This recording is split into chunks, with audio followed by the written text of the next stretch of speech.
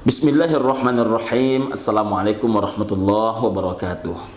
Alhamdulillahirabbil alamin. Allahumma shalli ala Muhammad wa ala ali Muhammad. Assalamualaikum ya Rasulullah. Sahabat Abi dimanapun berada, kembali kita berjumpa dalam channel YouTube Abi Edi Azhar Official, dan insya Allah menghadirkan keberkahan dan kebaikan buat kita semua.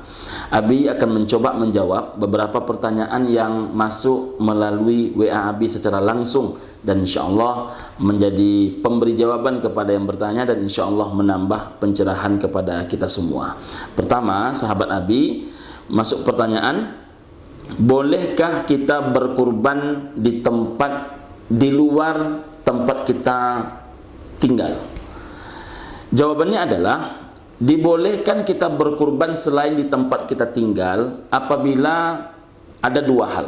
Pertama, jika berkurban di tempat lain itu semakin banyak manfaatnya. Yang kedua, semakin tinggi tingkat kebutuhannya. Contoh, terjadi gempa, terjadi tsunami, terjadi banjir bandang di sebuah daerah, terjadi begitu banyak kematian hewan ternak, hancurlah ekonomi umat di situ. Maka kemudian, di manakah kita paling baik berkurban? Silahkan berkurban ke tempat yang terjadi musibah itu. Lalu, bagaimana kalau sampai ke luar negeri, seperti Suriah, seperti Palestina, seperti daerah-daerah Somalia, lain sebagainya? Kata kuncinya tetap dua kata kunci tadi. Semakin besar manfaatnya, semakin tinggi tingkat kebutuhannya, maka di sanalah sebaik-baik kita melaksanakan kurban. Akan tetapi, jika tidak terjadi hal seperti itu, sebaik-baiknya berkurban adalah di mana kita bertempat tinggal. Karena bagaimanapun juga Nabi Shallallahu Alaihi Wasallam mengajarkan bahwa salah satu ciri-ciri orang yang beriman kepada Allah dan hari akhir itu adalah fal yukrim jarah, mereka yang pandai memuliakan tetangganya. Salah satu pembahagian hewan kurban itu adalah kepada para tetangga kita. Maka jangan hanya masalah mereka kita tempat berbagi, jangan hanya sebatas rumah terbakar mereka yang memadamkan, ketika anak sakit mereka yang membantu, tetapi ketika kita punya rezeki yang luas, salah satunya bisa tersalurkan melalui amal ibadah kurban, jangan lupa berkurbanlah di tempat tinggal. Maka sekali lagi kesimpulannya, jika ada manfaat yang lebih besar, kebutuhan yang lebih tinggi, maka silakan di tempat yang berbeda. Tapi kalau tidak karena itu, maka sebaiknya adalah di tempat di mana kita bertempat tinggal. Pertanyaan yang pertama. Pertanyaan yang kedua, sahabat Abi dimanapun berada, mana yang kita lebih dahulukan? Membayar hutang orang tua yang telah tiada, atau kita mendahulukan kurban? Sahabat Abi dimanapun berada, kewajiban anak terhadap harta benda orang tua yang ditinggalkan, harta warisan mereka adalah pertama membayarkan wasiatnya. Makanya saya mau menyampaikan kepada seluruh sahabat Abi dimanapun berada, pesan Rasulullah Sallallahu Alaihi Wasallam, jangan kalian tidur 2 malam berturut-turut, kata Nabi, sebelum kalian menuliskan wasiat. Maka tulislah wasiat. Kenapa? Karena ketika kita berpulang ke rahmatullah, yang akan dilakukan oleh anak yang pertama kali setelah kematian kita adalah membayarkan wasiat kita. Wasiat sudah dibayarkan, harta benda masih ada. Maksimal wasiat yang dibayarkan sepertiga daripada harta yang ditinggalkan. Sudah dibayarkan, sudah. Kemudian tengok hutang. Rupanya ada hutang orang tuanya. Akan tetapi, hutang yang akan dibayarkan ini menghabiskan seluruh harta benda yang ditinggalkan. Berarti anak tidak mendapatkan apa-apa lagi. Kemudian, setelah anak tidak mendapatkan apa-apa lagi, lalu rupanya masih ada juga hutang orang tua. Apakah anak wajib juga untuk membayarkannya? Kalau pertanyaannya, apakah wajib?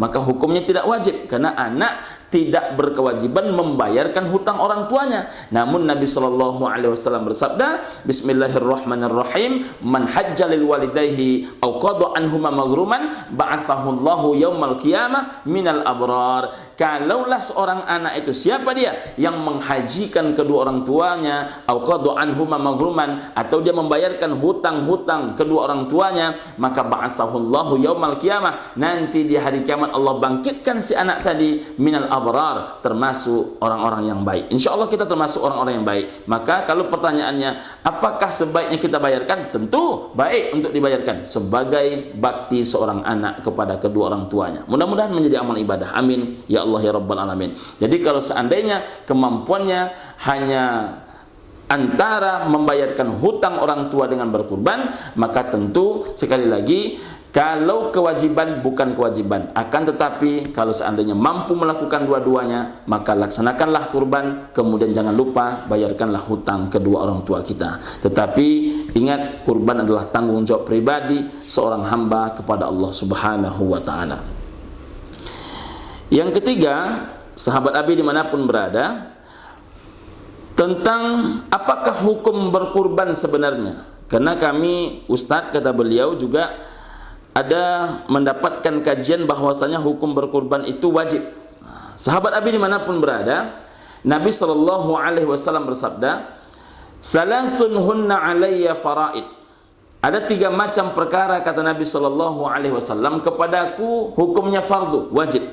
Walakum tatawwu'un, kepada kalian tergantung kesanggupan. Mampu buat, tak mampu tidak mesti dipaksakan.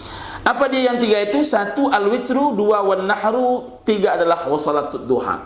Yang pertama adalah salat witir, yang kedua adalah berkurban, yang ketiga adalah salat duha. Ketiga amal ibadah ini wajib hukumnya kepada Nabi, tapi kepada kita tergantung kesanggupan. Maka kemudian hukum berkurban menurut jumhur ulama hukumnya adalah sunnah muakkadah, sunat muakkad.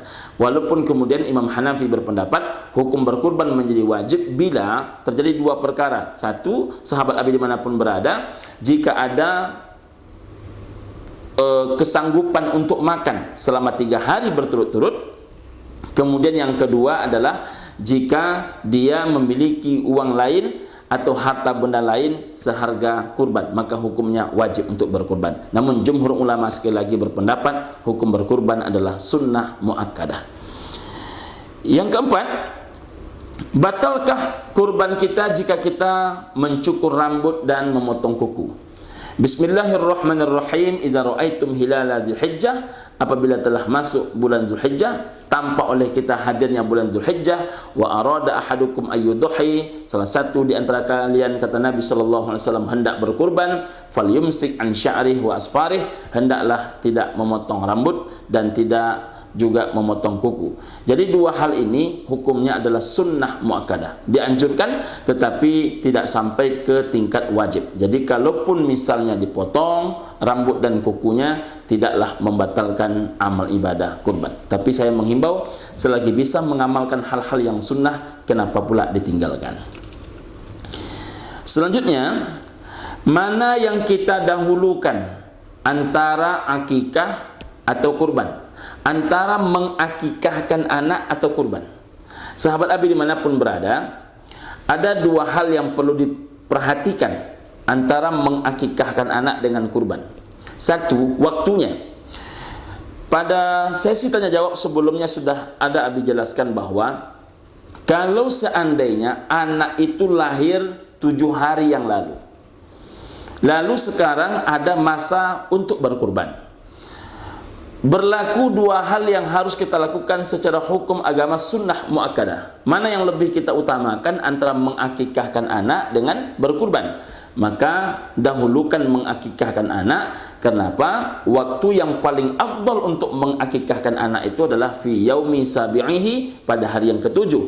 Alasan yang kedua, akikah itu tanggung jawab orang tua di hadapan Allah terhadap anak, yang juga menjadi penebus tergadainya anak kepada kedua orang tua. Sedangkan kurban adalah hadiah seorang muslim kepada muslim yang lainnya. Kalau bertemu antara tanggung jawab dengan hadiah, maka tentu yang kita lebih utamakan adalah tanggung jawab. Tentu mendahulukan akikah daripada berkurban. Yang tak boleh adalah setiap masa hendak berkurban muncul pertanyaan macam ini. Apa itu? Mana yang mesti kami dahulukan Ustaz? Mana yang mesti kami dahulukan Abi, kata dia, antara akikah atau kurban?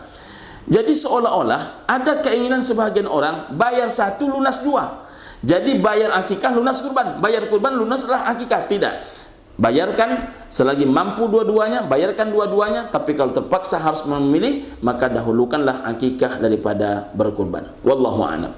Yang terakhir, sahabat Abi dimanapun berada, apa hikmah melaksanakan amal ibadah kurban? Banyak sekali hikmah kita melaksanakan amal ibadah kurban. Selain menjalankan perintah Allah, selain ini adalah meneladani sunnah Rasulullah SAW.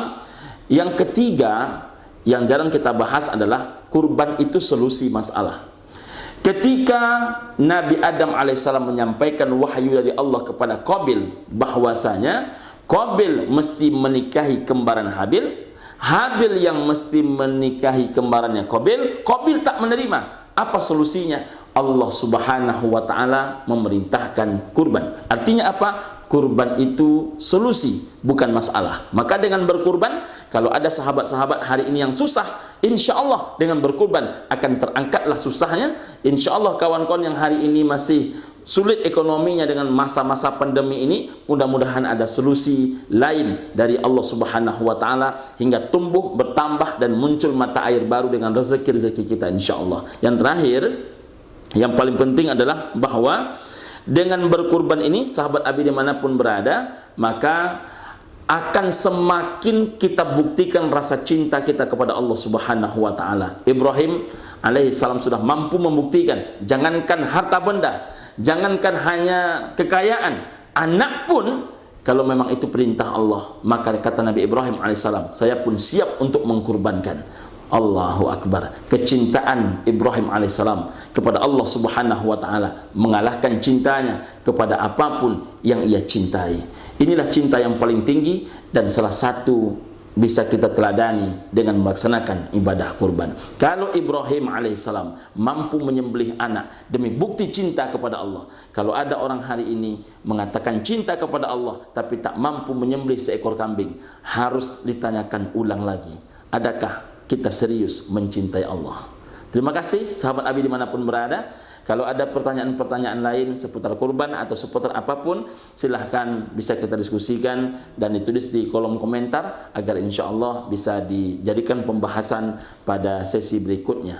Mohon kepada sahabat Abi dimanapun berada, jangan lupa like, share, komen, dan subscribe-nya. Dan insya Allah setiap yang men-share informasi ini akan menjadi amal jariah kepada yang bersangkutan. Amin ya Allah ya Rabbal Alamin. Mohon maaf, terima kasih. Assalamualaikum warahmatullahi wabarakatuh.